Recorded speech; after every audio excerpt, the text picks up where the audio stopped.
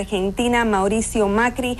Continuamos ahora desde los estudios de CNN en español en la ciudad de Miami con Realidades en Contexto. Les saluda Mercedes Soler, muchísimas gracias por acompañarnos. Pueden estar en contacto con nosotros haciendo uso de las redes sociales. Estamos en facebook.com/Realidades en Contexto, también en Twitter e Instagram en @MercedesCNN.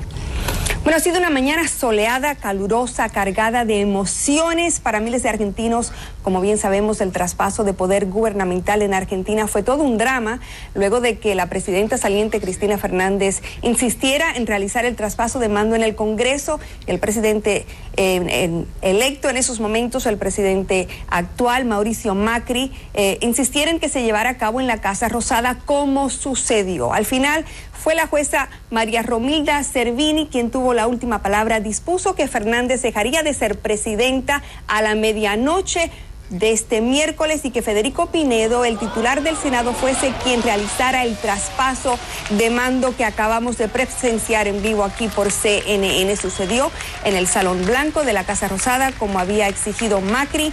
Vamos ahora nuevamente a retomar esta cobertura con nuestro colega Diego Laje, quien se encuentra en la zona de la Plaza de los Dos Congresos. Diego, bienvenido a la cobertura de Realidades en Contexto. Has estado haciendo un excelente trabajo.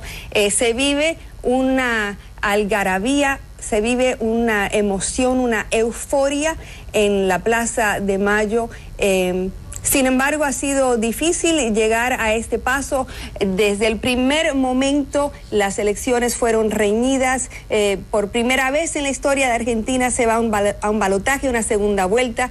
Y hasta el último momento, hasta esta toma de posesión, pues se trata de romper el protocolo. Las cosas son inéditas, pero por fin, después de todo este drama, Argentina tiene nuevo presidente. ¿Qué le espera ahora después de este baile inicial al presidente Mauricio Macri? Mercedes, ante todo, como siempre es un gusto encontrarme contigo al aire e informar junto a ti. Lo segundo es que sí, a la Argentina le esperan una serie de desafíos tras un proceso que fue doloroso por demás.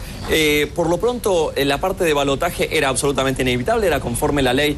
Pero la discusión pública que hubo en ambas partes, como dijo Carlos Montero desde esta mañana, pública en ambas partes sobre si el traspaso de mando debía ser de una manera o de otra, o en tal lugar o en tal otro. Bueno, realmente fue doloroso por demás para la gente, para el pueblo, para los argentinos, entre los que me cuento. Y eso fue lo primero. Lo segundo es que finalmente esto ya terminó, ya hay un presidente que tiene que mirar para adelante sí o sí, no hay opción de mirar para atrás, y se encuentra con una cantidad de problemas muy grandes, y también se encuentra con un país que, por supuesto, tiene algunas fortalezas. Cabe ser siempre balanceado en la opinión que uno vierte. Entre los problemas, simplemente por mencionar primero los desafíos, está la parte económica. No se sabe cuántas reservas tiene la Argentina. Eso impacta en la cotización del peso versus el dólar, y eso impacta naturalmente en el nivel de inflación. El nivel de inflación que tiene la Argentina en este momento es uno de los más altos del mundo. Eso, sumado a la falta de reservas, puede agravar la situación de quienes cobran en pesos argentinos y que, por supuesto, no tienen gran cantidad de ingresos disponibles. Si yo tuviera que identificar un desafío que los analistas estuvieron hablándonos constantemente, este sería el primero. Por otro lado, Mauricio Macri se encuentra con un gobierno que no ha tomado grandes créditos internacionales porque está en default técnico, está en default parte de su deuda, que no es un paquete demasiado grande respecto de su Producto Bruto Interno, pero no deja de ser un paquete de 1.500 millones de dólares que está en default, al que se le pueden sumar otros 8.000 millones de dólares, al menos en principio. Así que, por supuesto, eso dejó a la Argentina fuera de los mercados internacionales, pero en caso que pueda retornar, hay amplia capacidad de tomar crédito para reactivar la economía, hacer obras de infraestructura y un larguísimo etcétera. Dos elementos con los que se encuentra Macri, entre muchos otros. Y digo entre muchos otros porque estamos hablando del aspecto social, criminal e institucional. En lo social hay una pobreza que, según cifras del Observatorio de la Deuda Social de la Universidad Católica Argentina, por mucho superan a las estadísticas oficiales. Estadísticas oficiales mermadas en este momento en cuanto a números de pobres, y es gente que hay que atender ya mismo. Estas urgencias son sociales que por supuesto van a ser conflictos latentes que en cualquier momento pueden estallar en la presidencia de Mauricio Macri. Luego está el tema criminal, ilegal, llámalo como quieras, el tráfico de drogas.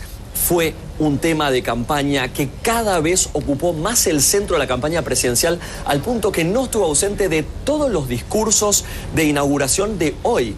La gobernadora de la provincia de Buenos Aires, María Eugenia Vidal, del mismo color político que Mauricio Macri, el nuevo presidente argentino, ambos hablaron del narcotráfico y hablaron durante muchos minutos sobre ese tema que agobia, preocupa a los argentinos. Y luego, por supuesto, hay una serie de elementos en lo institucional que no son menores, porque hay muchas cosas que no estaríamos discutiendo, como la pobreza del narcotráfico, si hubiéramos discutido antes de la cuestión de la corrupción. Y en eso hay varias precisiones para darte. Primero, en su discurso ante el Congreso, el presidente Mauricio Macri dijo que iba a ser implacable en su lucha contra la corrupción, como lo venía diciendo, que iba a ser implacable en respetar jueces que sean a su vez respetuosos de las investiduras y las instituciones, no que hagan favoritismos con un color político o con otro, ni siquiera con él mismo. Una frase muy inspiradora, por cierto, y muy necesaria en un país como este. Y finalmente, como otro de los elementos salientes, la lucha contra el narcotráfico, la institucionalidad, la lucha contra la corrupción, engloban a la entrante zar de la corrupción argentina. Estamos hablando de Laura Alonso, que habló con nosotros ayer y nos dijo que están preocupados. Esto es un reportaje que va a salir en CNN dentro de muy poco tiempo. Están preocupados por crear y por ir por los peces grandes de la corrupción de esta administración, si los hubiere. Hubo muchas acusaciones, hasta el momento solo uno lo admitió en un tribunal. Este fue el exsecretario de Transporte, Ricardo Jaime, pero todavía falta procesar y falta que la justicia se expida sobre muchas otras acusaciones y denuncias cruzadas. Vuelvo contigo, estudio.